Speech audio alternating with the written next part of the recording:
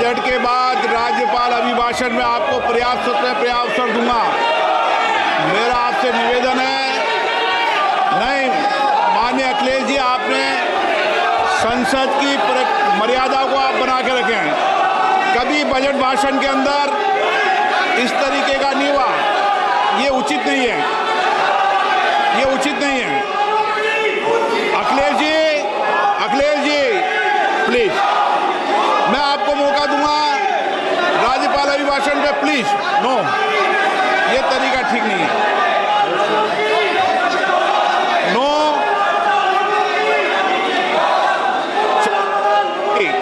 राज्यपाल अभिभाषण पे चर्चा होगी। नो तरीका। Honorable Speaker, I present the budget for 25-26. This budget continues our government's efforts to A. Accelerate growth, B. Secure inclusive development, C. Invigorate private sector investments, D. Uplift household sentiments, and E. Enhance spending power of India's rising middle class. Together, we embark on a journey to unlock our nation's tremendous potential for greater prosperity and global positioning under the leadership of Honorable Prime Minister Shri Narendra Modi. As we complete the first quarter of the 21st century, continuing geopolitical headwinds suggest lower global economic growth over the medium term. However, our aspiration for a Vikasit Bharat inspires us, and the transformative work we have done during our government's first 2 terms guides us to march forward resolutely. Our economy is the fastest growing among all major economies. Our development track record for the past 10 years and structural reforms have drawn global attention. Confidence in India's capability and potential has only grown in this period. We see the next 5 years as a unique opportunity to realize Sabka Vikas, stimulating balanced growth of all regions. The great Telugu poet and playwright Gurujada Apparao had said, "Deshamante matti kadoy, deshamante manushuloy," meaning a country is not just its soil, a country is its people. In line with this, for us, Vikasit Bharat encompasses zero poverty, 100% quality good school education, access to high quality, affordable and comprehensive health care, 100% skilled labor with meaningful employment, 70% women in economic activities, and farmers making our country the food basket of the world. In this budget, the proposed development measures span 10 broad areas focusing on Garib, youth, Annadata and Nari, spurring agricultural growth and productivity, building rural prosperity and resilience, taking everyone together on an inclusive growth path, boosting manufacturing and furthering Make in India, supporting MSMEs, enabling employment-led development, investing in people, economy and innovation, securing energy supplies, promoting exports and nurturing innovation. For this journey of development, our 4 powerful engines are agriculture, MSME, investments and exports. The fuel, our reforms, our guiding spirit, inclusivity, and the destination, Vikasit Bharat.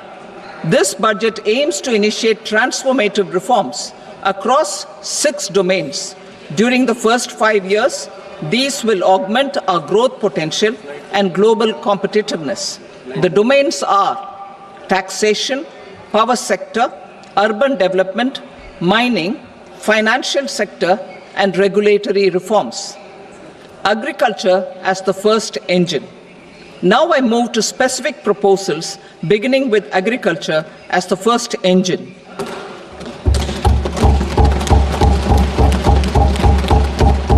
Prime Minister Dhan Dhanya Krishi Yojana, developing agri-districts program. Motivated by the success of the aspirational district program, our government will undertake a Prime Minister Dhan Dhanya Krishi Yojana in partnership with states. Through the convergence of existing schemes and specialized measures, the program will cover 100 districts with low productivity, moderate crop intensity, and below average credit parameters. It aims to 1. Enhance agricultural productivity, 2. Adopt crop diversification and sustainable agricultural practices, 3. Augment post-harvest storage at the panchayat and block level, 4. Improve irrigation facilities, and 5. Facilitate availability of long-term and short-term credit. This program is likely to help 1.7 crore farmers.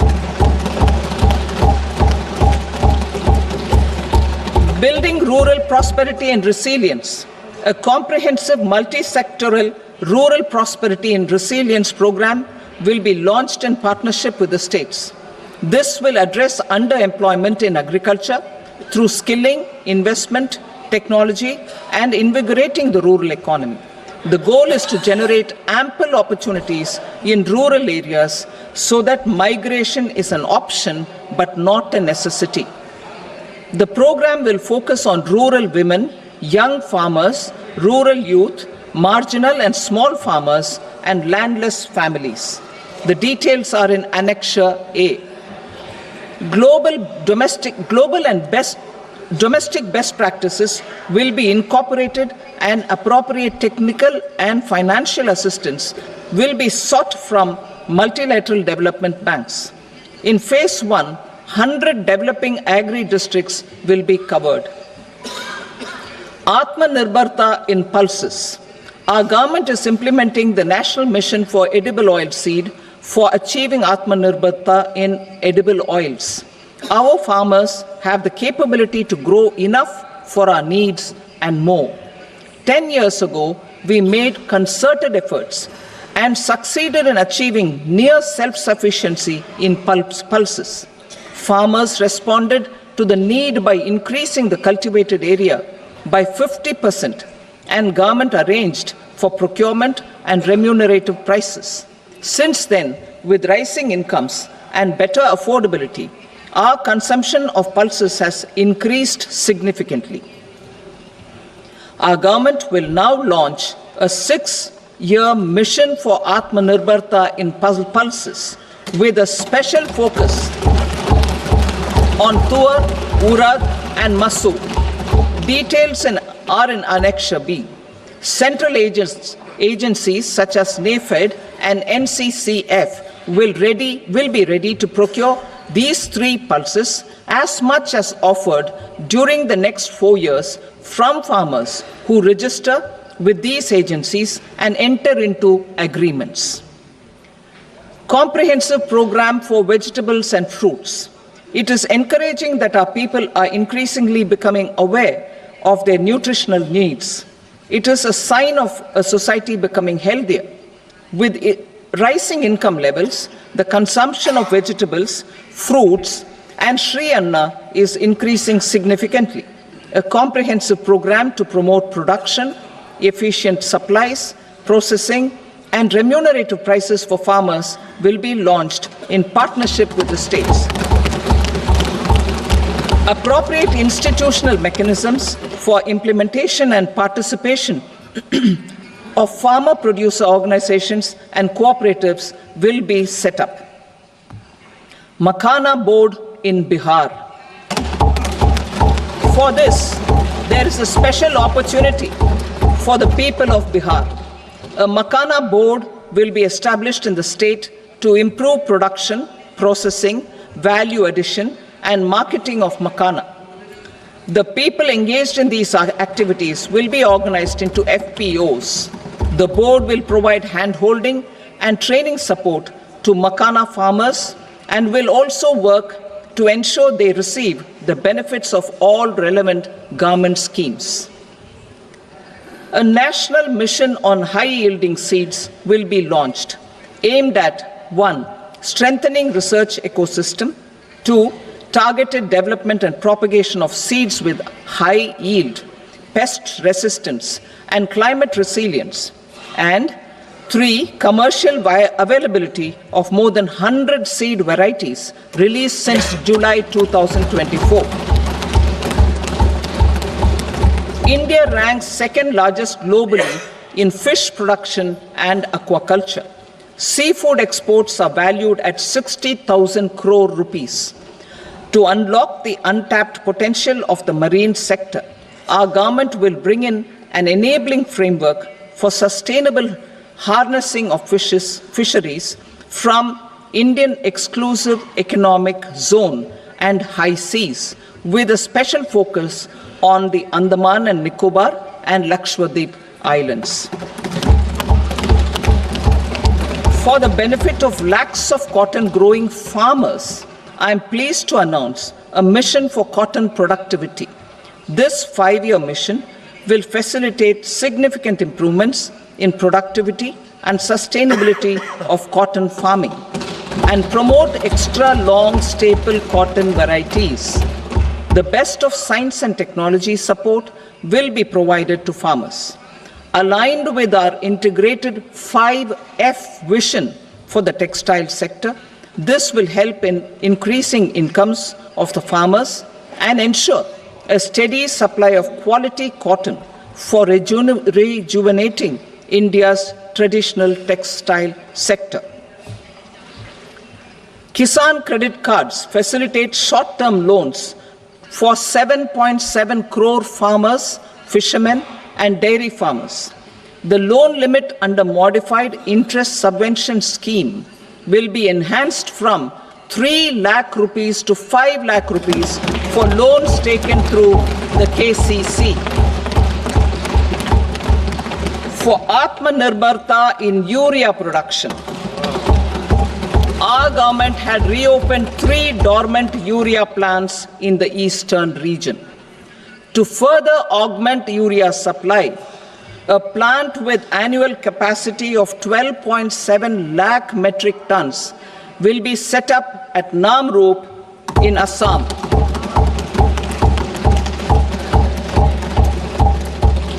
India Post, with 1.5 lakh rural post offices, complemented by the India Post Payment Bank and a vast network of 2.4 lakh Dak Sevaks, will be repositioned to act as a catalyst for the rural economy.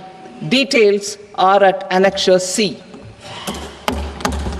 India Post will also be transformed as a large public logistics organization.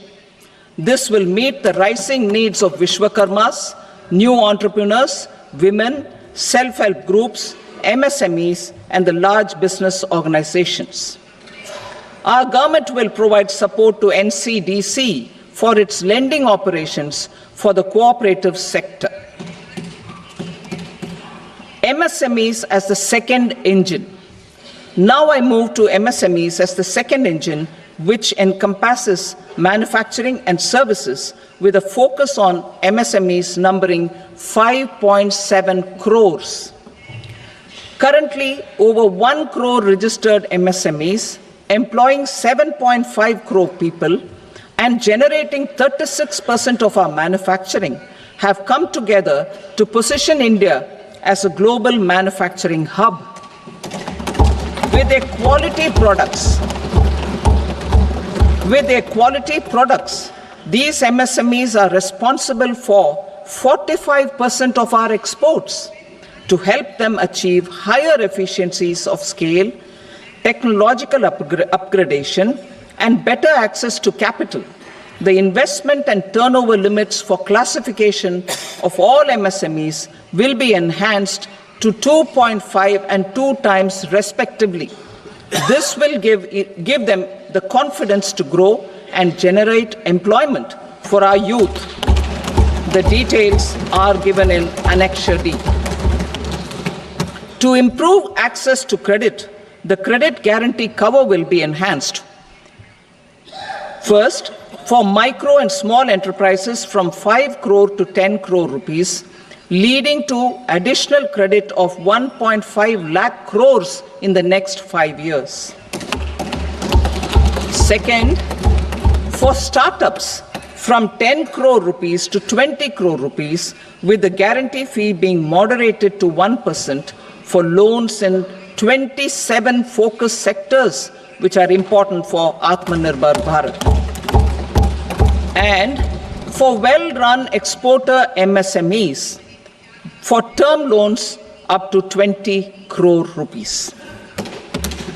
Also for the micro enterprises, we will introduce customized credit cards with a 5 lakh rupee limit for micro enterprises registered on Udyam portal. In the first year, 10 lakh such cards will be issued. Fund of funds for startups. The Alternate Investment Fund, AIFs, for startups have received commitments of more than 91,000 crores rupees. These are supported by the fund of funds set up with the Government of India's contribution of 10,000 crore rupees. Now, a new fund of funds with expanded scope and a fresh contribution of another 10,000 crore rupees will be set up. A new scheme will be launched for 5 lakh women, scheduled castes and scheduled tribes, first-time entrepreneurs. This will provide term loans up to 2 crore rupees during the next 5 years. The scheme will incorporate lessons from the successful Stand Up India scheme. Online capacity building for entrepreneurship and managerial skills will also be organized. Measures for labor-intensive sectors. To promote employment and entrepreneurship opportunities in labor-intensive sectors, our government will undertake specific policy and facilitation measures. To enhance the productivity, quality, and competitiveness of India's footwear and leather sector, a focus product scheme will be implemented. The scheme will support design capacity, component manufacturing, and machinery required for production of non-leather quality footwear, besides the support for leather footwear and products. The scheme is expected to facilitate employment for 22 lakh persons, generate over 4 lakh crore rupees, and exports of over 1.1 lakh crore rupees. Measures for the toys sector. Building on the National Action Plan for Toys, we will implement a scheme to make India a global hub for toys. The scheme will focus on development of clusters, skills, and a manufacturing ecosystem that will create high-quality, unique, innovative, and sustainable toys that will represent the Made in India brand. Support for food processing. In line with our commitment towards Purvodaya, we will establish a National Institute of Food Technology, Entrepreneurship and Management in Bihar. The institute will provide a strong fillip to food processing activities in the entire eastern region. This will result in 1. Enhanced income for the farmers through value addition to their produce, and 2. Skilling entrepreneurship and employment opportunities for the youth. Manufacturing mission, furthering Make in India.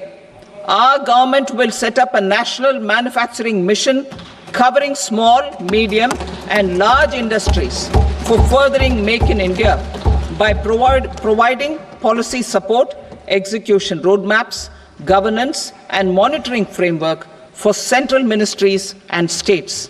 Details are in Annexure E. Given our commitment to climate-friendly development, the mission will also support clean tech manufacturing. This will aim to improve domestic value addition and build our ecosystem for solar PV cells, EV batteries, motors and controllers, electrolyzers, wind turbines, very high voltage transmission equipment and grid scale batteries. Investment as the third engine. Now I move to investment as the third engine, which encompasses investing in people, investing in the economy, and investing in innovation. Investing in people. Saksham Anganwadi and Poshan 2.0. Saksham Anganwadi and Poshan 2.0 program provides nutritional support to more than 8 crore children, 1 crore pregnant women and lactating mothers all over the country, and about 20 lakh adolescent girls in aspirational districts and the Northeast region. The cost norms for these nutritional support will be enhanced appropriately. Atal Tinkering Labs. 50,000 Atal Tinkering Labs will be set up in government schools in the next 5 years to cultivate the spirit of curiosity and innovation and foster a scientific temper among young minds. Broadband connectivity to government secondary schools and PHCs. Broadband connectivity will be provided to all government secondary schools and primary health centers in rural areas under the BharatNet project. Bharatiya Bhasha Pustak Scheme. We propose to implement a Bharatiya Bhasha Pustak scheme to provide digital form Indian language books for schools and for higher education. This aims to help students understand their subjects better and in their language. National Centers of Excellence for Skilling. Building on the initiative announced in the July 24 budget, 5 National Centers of Excellence for Skilling will be set up with global expertise and partnerships to equip our youth with the skills required for Make for India, Make for the World manufacturing. The partnership will cover curriculum design, training of trainers, and a skills certification framework and periodic reviews. Expansion of capacity in IITs. Total number of students in 23 IITs has increased 100% from 65,000 to 1.35 lakh in the past 10 years.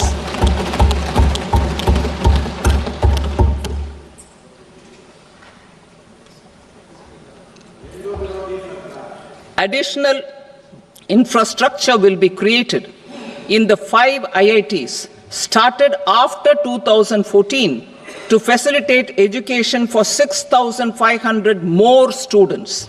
Hostel and other infrastructure capacity at IIT Patna will also be expanded.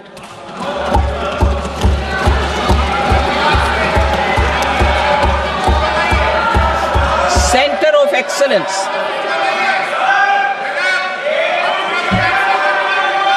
Center of Excellence in AI for Education. I had announced 3 centers of excellence in artificial intelligence for agriculture, health, and sustainable cities in 2023. Now a center of excellence in artificial intelligence for education will be set up with a total outlay of 500 crores. Expansion of medical education. Our government has added almost 1.1 lakh undergraduate and postgraduate medical education seats in 10 years, an increase of 130%. In the next year, 10,000 additional seats will be added in medical colleges and hospitals towards the goal of adding 75,000 seats in the next 5 years. Daycare cancer centers in all district hospitals. Our government will facilitate setting up of daycare cancer centers in all district hospitals in the next 3 years. 200 centers will be established in 25-26 itself. Strengthening urban livelihoods. Our government has been giving priority to assisting urban poor and vulnerable groups. A scheme for socio-economic upliftment of urban workers will be implemented to help them improve their incomes, have sustainable livelihoods, and a better quality of life. PM Swanidhi scheme has benefited more than 68 lakh street vendors, giving them respite from high-interest informal sector loans. Building on this success, the scheme will be revamped with enhanced loans from banks, UPI-linked credit cards with 30,000 rupees limit, and capacity building support. Social Security Scheme for welfare of online platform workers. Gig workers of online platforms provide great dynamism to the new age services economy. Recognizing their contribution, our government will arrange for their identity cards and registration on the e-Shram portal. They will be provided healthcare under PM Jan Arogya Yojana. This measure is likely to assist nearly 1 crore gig workers.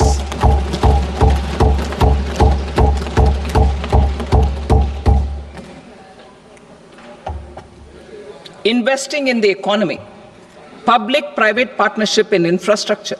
Each infrastructure-related ministry will come up with a 3-year pipeline of projects that can be implemented in PPP mode. States will also be encouraged to do so and can seek support from the India Infrastructure Project Development Fund, which is a scheme to prepare PPP proposals. Support to states for infrastructure. An outlay of 1.5 lakh crore is proposed for the 50-year interest-free loans to states for capital expenditure and incentives for reforms. Building on the success of the first asset monetization plan announced in 2021, the second plan for 2025 to 30 will be launched to plow back capital of 10 lakh crore in new projects. Regulatory and fiscal measures will be fine-tuned to support the plan. Jal Jeevan Mission. Since 2019, 15 crore households representing 80% of India's rural population have been provided access to portable tap water connections. To achieve 100% coverage, I am pleased to announce the extension of this mission until 2028 with an enhanced total outlay. The mission's focus will be on the quality of infrastructure and O&M of rural piped water supply schemes through Jan Bhagidari. A separate MOU or separate MOUs will be signed with the states and union territories to ensure sustainability and citizen-centric water services delivery. Urban sector reforms.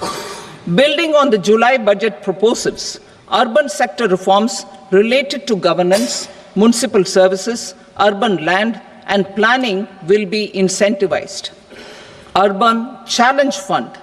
The government will set up an Urban Challenge Fund of 1 lakh crore rupees to implement the proposals for cities as growth hubs, creative redevelopment of cities, and for water and sanitation purposes announced in the July budget.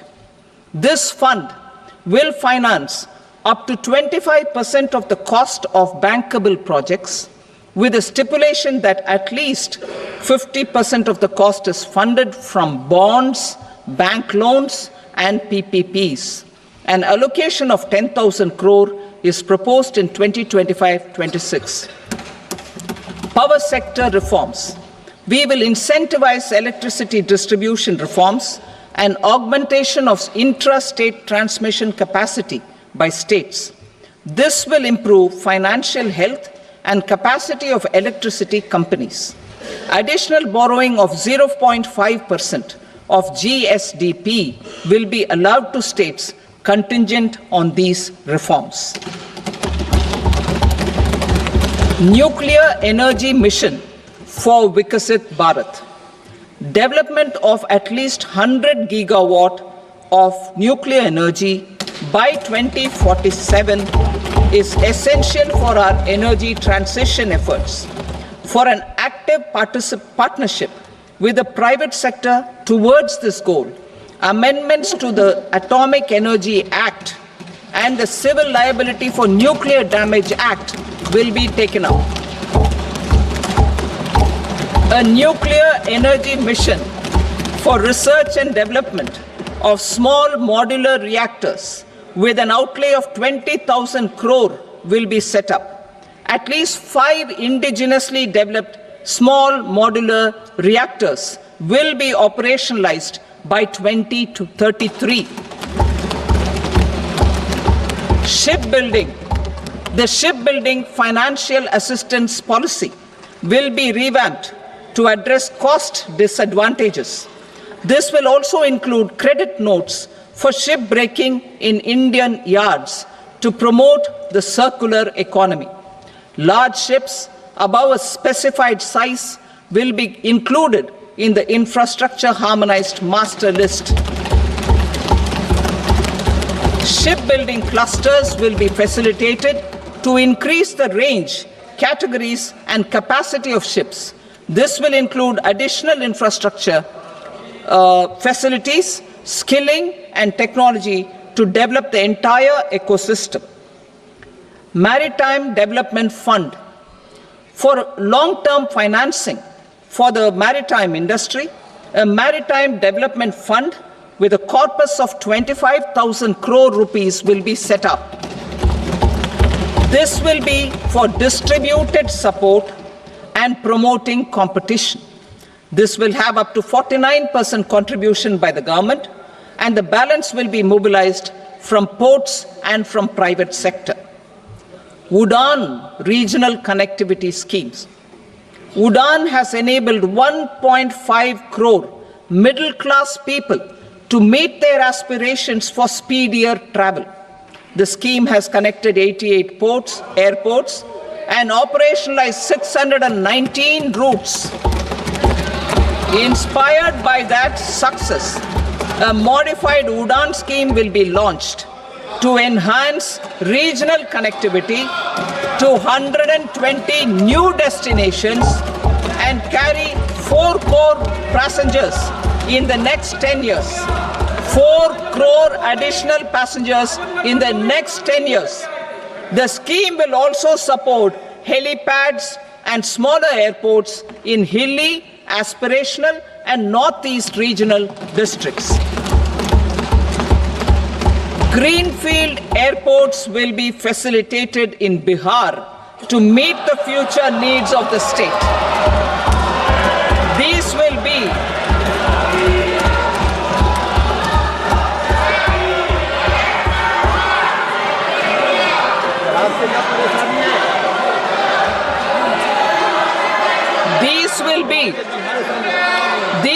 be in addition to the expansion of the capacity of Patna Airport and a brownfield airport in Beta.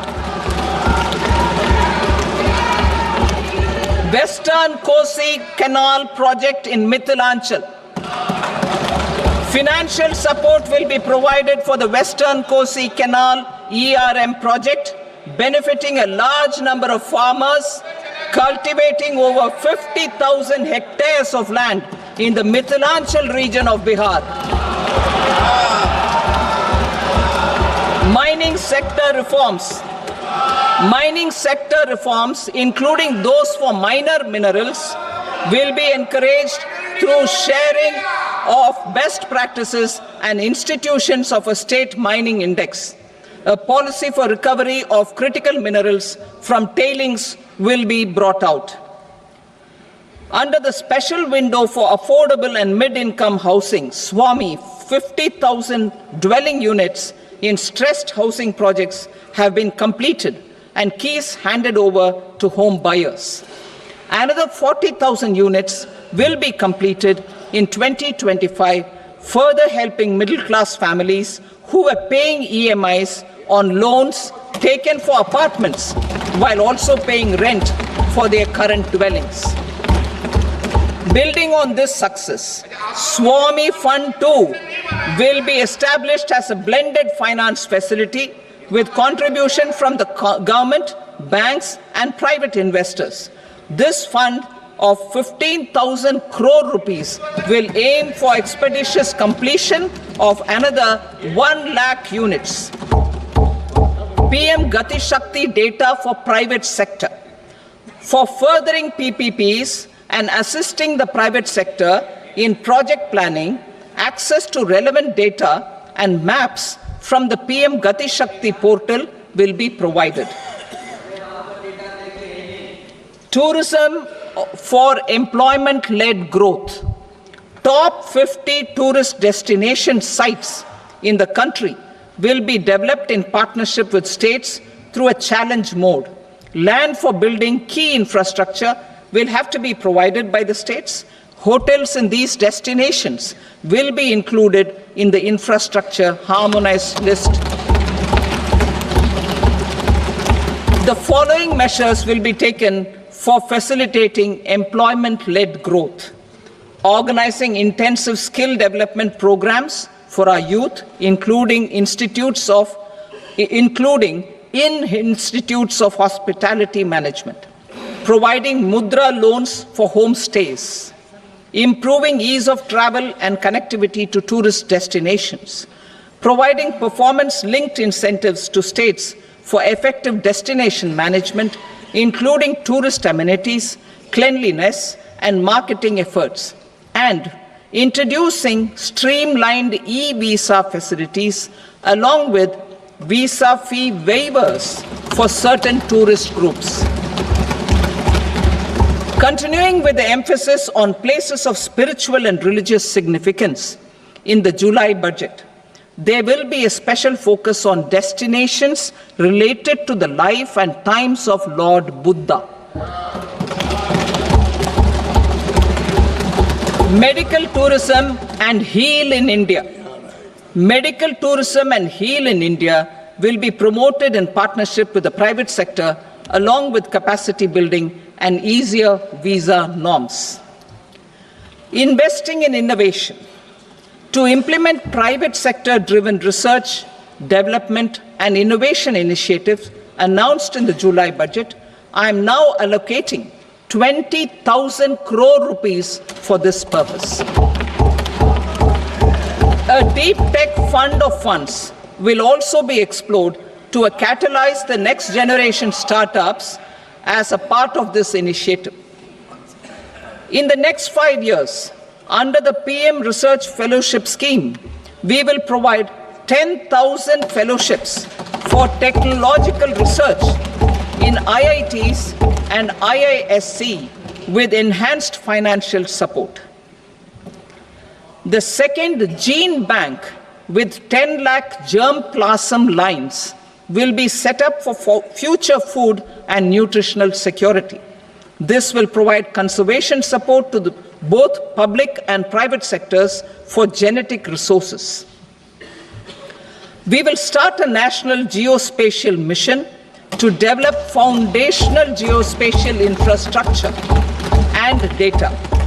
Using PM Gati Shakti, this mission will facilitate modernization of land records, urban planning, and design of infrastructure projects.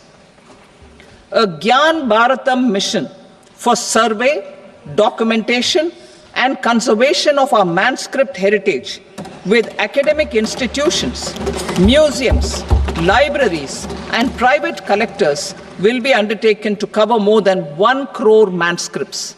We will set up a national digital repository of Indian knowledge systems for knowledge sharing. Now I move to exports as the fourth engine. We will set up an export promotion mission with sectoral and ministerial targets driven jointly by the Ministries of Commerce, MSME, and Finance. It will facilitate easy access to export credit, cross-border factoring support, support to MSMEs to tackle non-tariff measures in overseas markets. A digital public infrastructure, Bharat Trade Net, for international trade will be set up as a unified platform for trade documentation and financing solutions. This will complement the Unified Logistics Interface platform. The BTN will be aligned with international practices. Support will be provided to develop domestic manufacturing capacities for our economy's integration with global supply chains. Sectors will be identified based on objective criteria. Facilitation groups with participation of senior officers and industry representatives will be formed for select products and supply chains. Through this, there are huge opportunities related to Industry 4.0, which needs high skills and talent. Our youth have both. Our government will support the domestic electronic equipment industry to leverage this opportunity for the benefit of our youth. A national framework will be formulated as guidance to states for promoting global capability centers in emerging Tier 2 cities. This will suggest measures for enhancing availability of talent and infrastructure, building bylaw reforms, and mechanisms for collaboration with industry. Our government will facilitate upgradation of infrastructure and warehousing for air cargo, including high-value perishable horticultural produce. Cargo screening and customs protocol will be streamlined and made user-friendly. Reforms as the fuel. Over the past 10 years, our government has implemented several reforms for convenience of taxpayers, such as faceless assessment, 2, taxpayer charter, 3, faster returns, 4, almost 99% returns being on self-assessment, and 5, Vivad Se Vishwas scheme.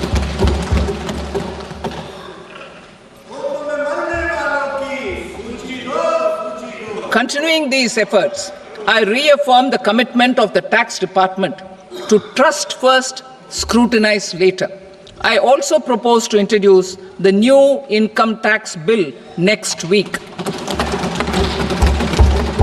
I will detail the indirect tax reforms and changes in direct taxes in Part B.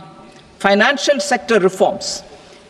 The FDI limit for the insurance sector will be raised from 74 to 100%. This enhanced limit will be available for those companies which invest the entire premium in India. The current guardrails and conditionalities associated with foreign investment will be reviewed and simplified. The services of India Post Payment Bank will be deepened and expanded in rural areas. NABFID will set up a partial credit enhancement facility for corporate bonds for infrastructure. Public sector banks will develop Grameen Credit Score framework to serve the credit needs of SHG members and people in rural areas. A forum for regulatory coordination and development of pension products will be set up. To implement the earlier announcement on simplifying the KYC processes, the revamped Central KYC Registry will be rolled out in 2025. We will also implement a streamlined system for periodic updating. Requirements and procedures for speedy approval of company mergers will be rationalized. The scope for fast-track mergers will also be widened and the process made simpler. As proposed in the interim budget, We signed bilateral investment treaties with 2 countries in 2024 to encourage sustained foreign investment, and in the spirit of First Develop India, the current model BIT will be revamped and made more investor-friendly. In the last 10 years, in several aspects, including financial and non-financial, our government has demonstrated a steadfast commitment to ease of doing business. We are determined to ensure that our regulations must keep up with technological innovations and global policy developments. A light touch regulatory framework based on principles and trust will unleash productivity and employment. Through this framework, we will update regulations that were made under old laws.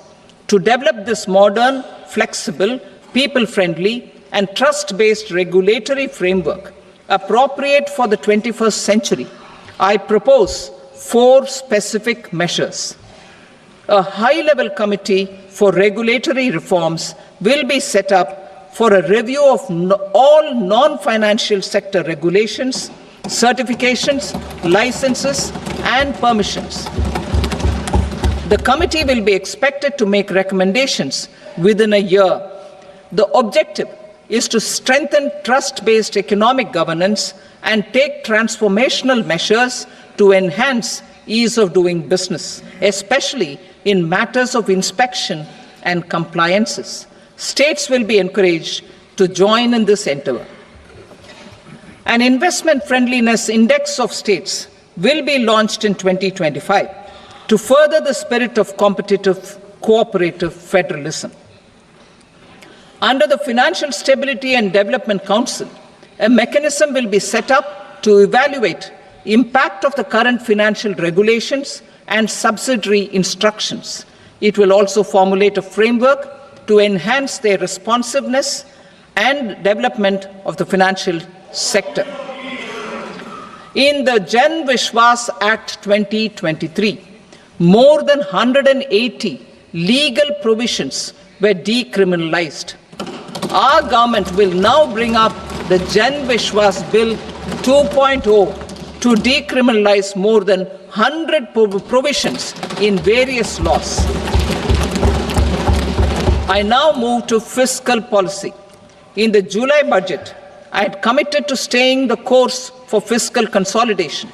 Our endeavor will be to keep the fiscal deficit each year such that central government debt remains on a declining path as a percentage of the GDP. The roadmap for the next 6 years has been detailed in the FRBM statement. Revised estimates for 2024-25. The revised estimate of the total receipts other than borrowings is 31.47 lakh crore rupees, of which the net tax receipts are 25.57 lakh crore rupees. The revised estimate of the total expenditure is 47.16 lakh crore rupees, of which the capital expenditure is about 10.18 lakh crore rupees. The revised estimate of the fiscal deficit is 4.8% of the GDP. Budget estimates for 25-26. Coming to 25-26, the total receipts other than borrowings and total expenditure are estimated at 34.96 lakh crore rupees and 50.65 lakh crore rupees respectively. The net tax receipts are estimated at 28.37 lakh crore rupees. The fiscal deficit is estimated to be 4.4% of GDP. To finance the fiscal deficit, the net market borrowings from dated securities are estimated at 11.54 lakh crore. The balance financing is expected to come from small savings and other sources. The gross market borrowings are estimated at 14.82 lakh crore rupees. I will now move to Part B. Indirect taxes. My proposals relating to customs aim to rationalize tariff structure and address duty inversion. These will also support domestic manufacturing and value addition, promote exports, facilitate trade, and provide relief to common people. Rationalization of customs tariff structure for industrial goods. As a part of comprehensive review of customs rate structure announced in July 2024 budget, I propose to 1. Remove 7 tariff rates. This is over and above the 7 tariff rates removed in 23-24 budget. After this, there will be only 8 remaining tariff rates, including 0 rate. 2. Apply appropriate cess to broadly maintain effective duty incidence, except on a few items where such incidence will reduce marginally. 3. Levy not more than 1 cess or surcharge. Therefore, I propose to exempt social welfare surcharge on 82 tariff lines that are subject to a cess. I shall now take up sector-specific proposals. To provide relief to patients, particularly those suffering from cancer, rare diseases, and other severe chronic diseases, I propose to add 36 life-saving drugs and medicines to the list of medicines fully exempted from basic custom duty.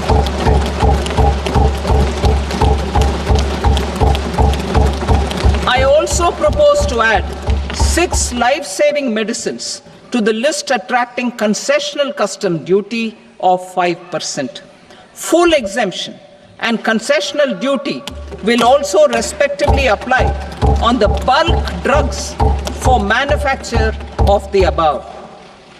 Specified drugs and medicines under patient assistance programs run by the pharmaceutical companies are fully exempt from BCD, provided the medicines are supplied free of cost to the patients. I propose to add 37 more medicines along with 13 new patient assistance programs. Support to domestic manufacturing and value addition. Critical minerals. In the July 2024 budget, I had fully exempted BCD on 25 critical minerals that are not domestically available. I had also reduced BCD of 2 other such minerals to provide a major fillip to their processing, especially by MSMEs. Now, I propose to fully exempt cobalt powder and waste, the scrap of lithium-ion battery, lead, zinc, and 12 more critical minerals. This will help secure the availability for manufacturing in India and promote more jobs for our youth. To promote domestic production of technical textile products such as agro-textiles, medical textiles, and geotextiles at competitive prices, I propose to add 2 more types of shuttle-less looms to the list of fully exempted textile machinery. I also propose to revise the BCD rate on knitted fabrics covered by 9 tariff lines from 10 or 20 to 20% or 115 rupees per kg, whichever is higher. Electronic goods. In line with our Make in India policy and to rectify inverted duty structure, I propose to increase the BCD on interactive flat panel display from 10% to 20% and reduce the BCD to 5% on open cell and other components. In 23-24 budget, for the manufacture of open cells of LCD, LED TVs, I had reduced the BCD on parts of open cells from 5% to 2.5%. To further boost the manufacture of such open cells, the BCD on these parts will now stand exempted. Lithium-ion battery. To the list of exempted capital goods, I propose to add 35 additional capital goods for EV battery manufacturing and 28 additional capital goods for mobile phone battery manufacturing. This will boost domestic manufacture of lithium-ion batteries, both for mobile phones and for electric vehicles. Shipping sector. Considering that shipbuilding has a long gestation period, I propose to continue the exemption of BCD on raw materials, components, consumables, or parts for the manufacture of ships for another 10 years.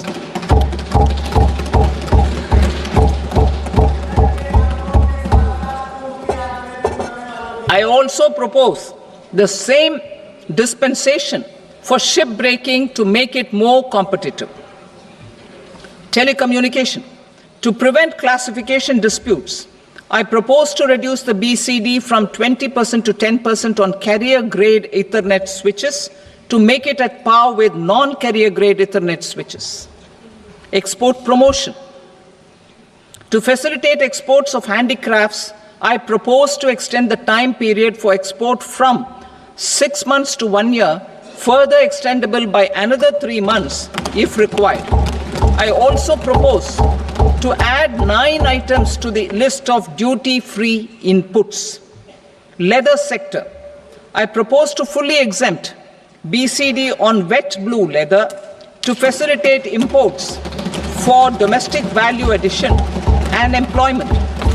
I also propose to exempt crust leather from 20% export duty to facilitate exports by small tanners. Marine products.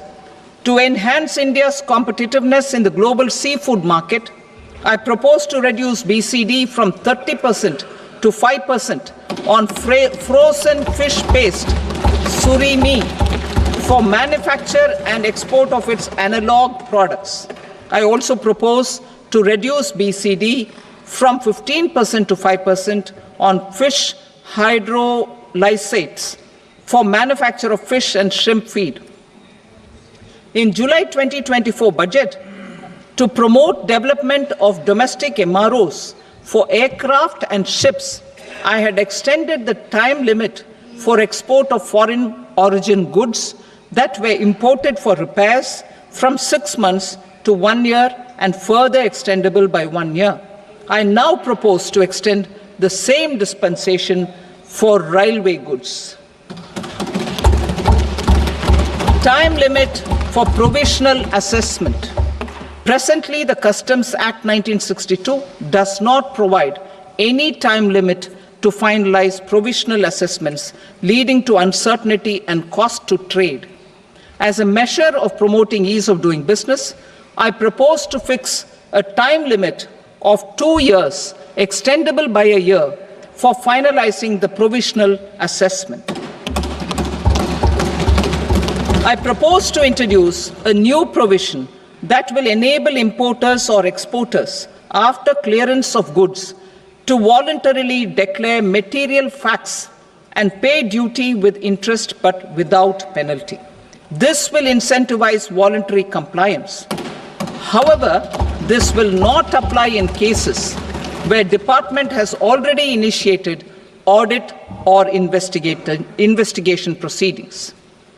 For industry to better plan their imports, I propose to extend the time limit for the end use of imported inputs in the relevant rules from 6 months to 1 year. This will provide operational flexibility in view of cost and uncertainty of supply. Further, such importers will now have to file only quarterly statements instead of a monthly statement.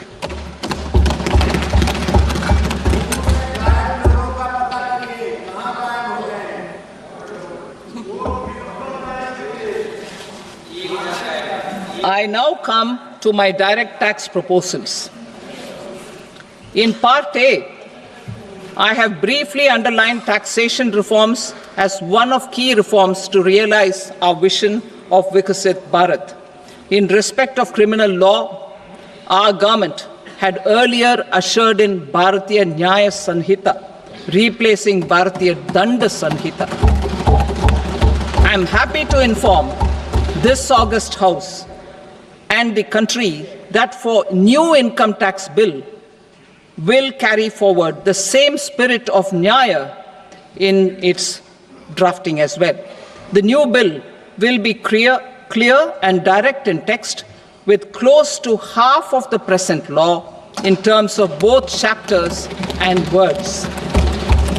It will be simple to understand for taxpayers and tax administrators, leading to tax certainty and reduced litigation. Reforms, however, are not a destination. They are means to achieve good governance for our people and economy. Providing good governance primarily involves being responsive. The Tirukkural captures this in verse 542, which reads, "Vaanokki vaazhum ulagallam, mannavan kol nokki vaazhum kudi," meaning, just as the living beings live expecting rains, citizens live expecting good governance. Our government is committed to keeping an ear to the ground and a finger on the pulse and responding while balancing our national building efforts.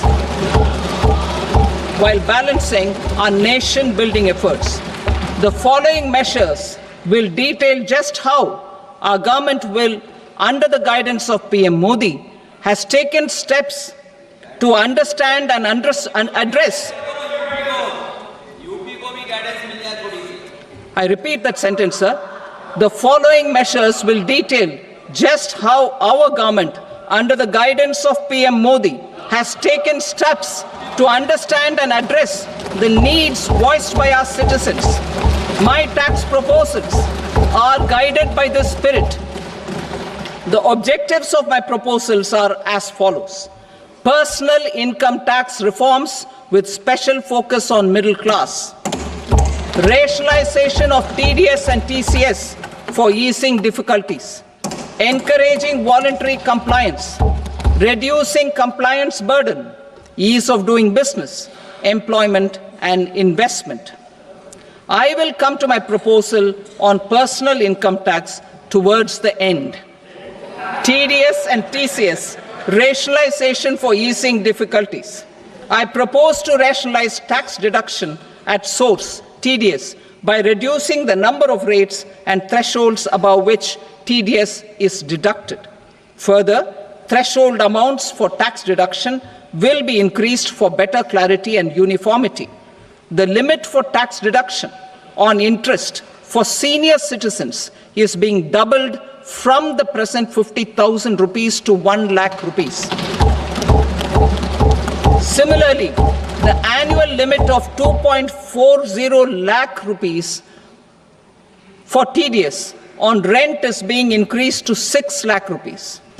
This will reduce the number of transactions liable to TDS, thus benefiting small taxpayers receiving small payments.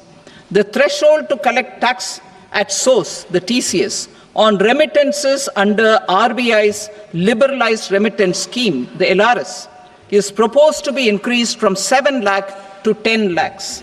I also propose to remove TCS on remittances for education purposes, where such remittances is out of a loan taken from a specified financial institution. Both TDS and TCS are being applied on any transaction related to sale of goods.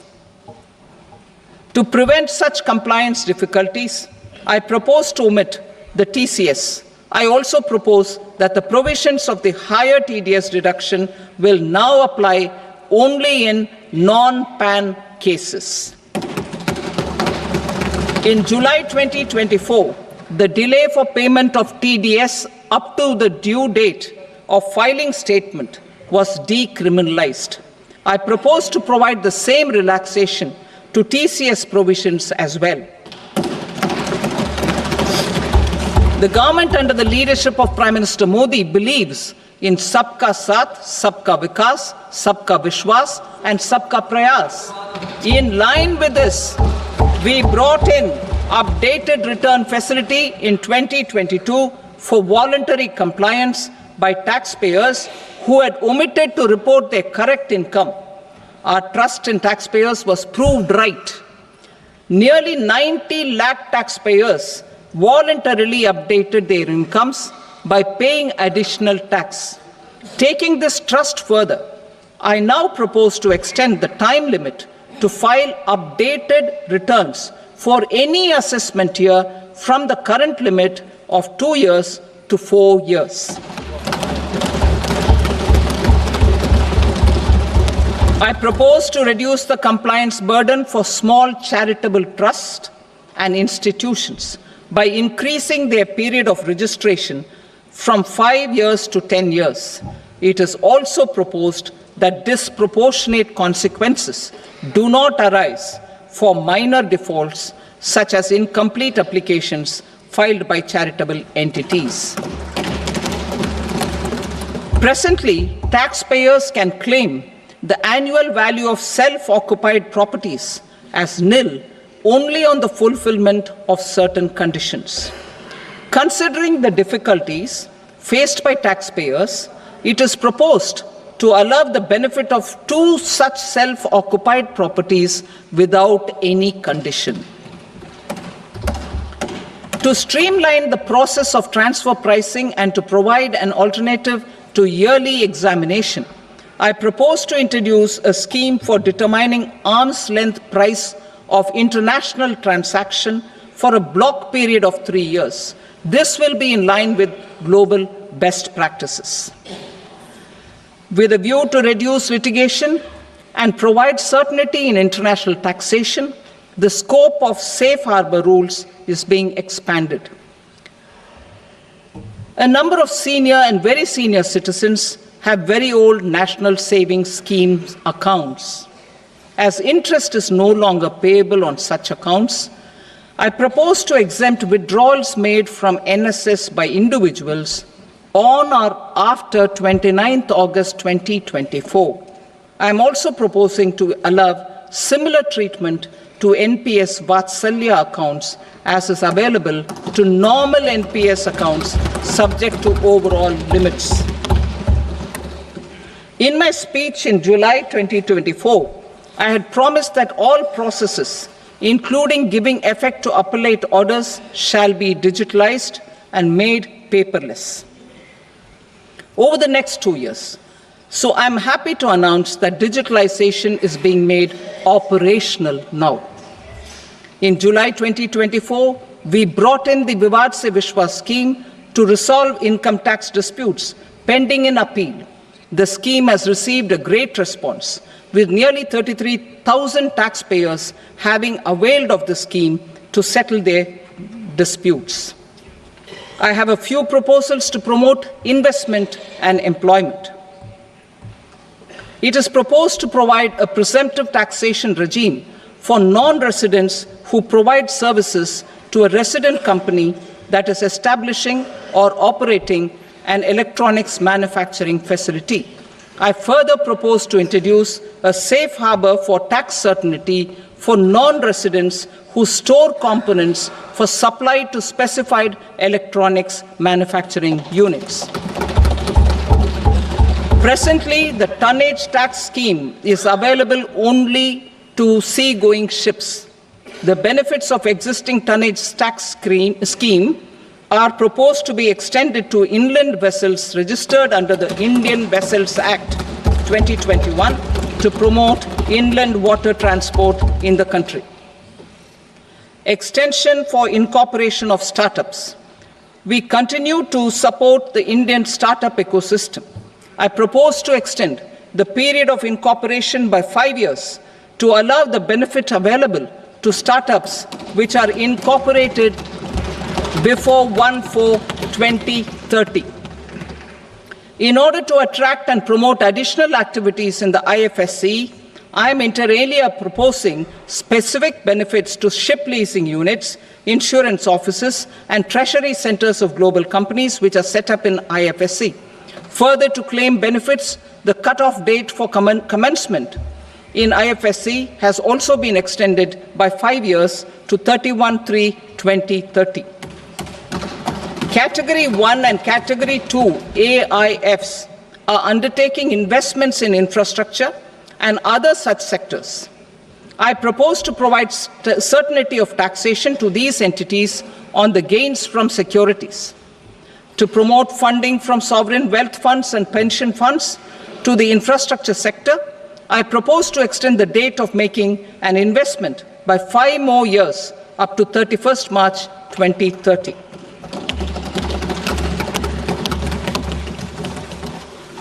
Personal income tax reforms with special focus on middle class.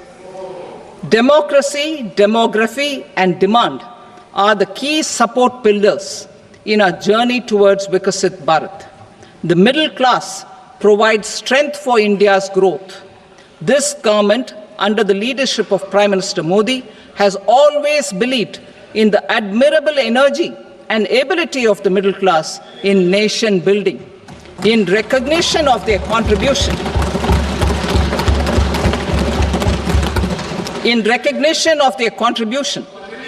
we have periodically reduced their tax burden. Right after 2014, the nil tax slab was raised to 2.5 lakhs of rupees, which was further raised to 5 lakh rupees in 2019 and to 7 lakh rupees in 2023.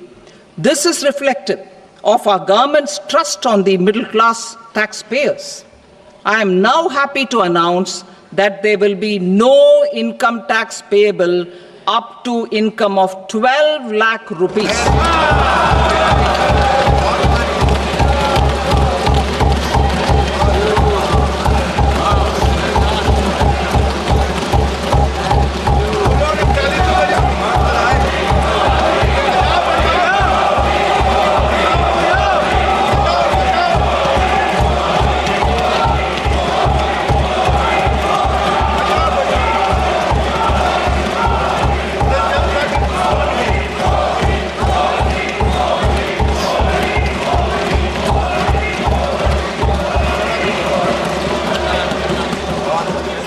So, average income of 1 lakh per month other than the special rate income such as capital gains under the new regime. This limit will be 12.75 lakh for salaried taxpayers due to the standard deduction of 75,000. Slabs and rates are being changed across the board to benefit all taxpayers. The new structure will substantially reduce the taxes of the middle class and leave more money in their hands, boosting household consumption, savings, and investment.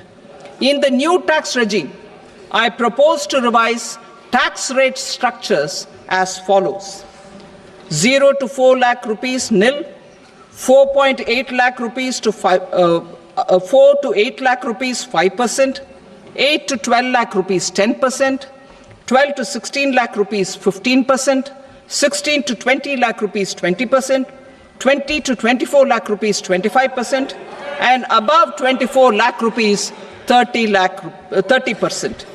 To taxpayers up to 12 lakh of normal income other than special rate income such as capital gains. I read that again.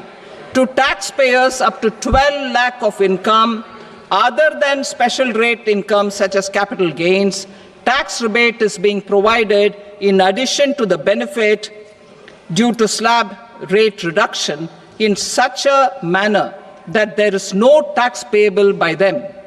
The total tax benefit of slab rate changes and rebate at different income levels can be illustrated with a few examples. A taxpayer in the new regime with an income of 12 lakh rupees will get a benefit of 80,000 rupees in tax, which is 100% of tax payable as per the existing rates. A person having income of 18 lakh rupees will get a benefit of 70,000 rupees in tax, that is 30% of tax payable as per existing rates. A person with an income of 25 lakh gets a benefit of 1,10,000 rupees, that is 25% of his tax payable as per existing rates. Details of my tax proposals are given in the annexure. As a result of these proposals, Honorable Speaker, sir, revenue of about 1 lakh crore in direct taxes and 2,600 crores in indirect taxes will be foregone. Mr. Speaker, sir, with this, I commend the budget to this august House.